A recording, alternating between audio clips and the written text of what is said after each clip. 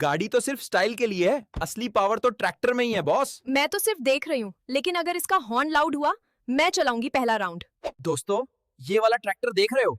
Engine से ज्यादा तो इसका एटीट्यूड तेज है। अगर ये जल्दी स्टार्ट हुआ ना, तो पहला गियर मैं डालूंगी और तू। भाइयों और बहनों, कार का जमाना गया, अब ट्रैक्टर में स्वैग है।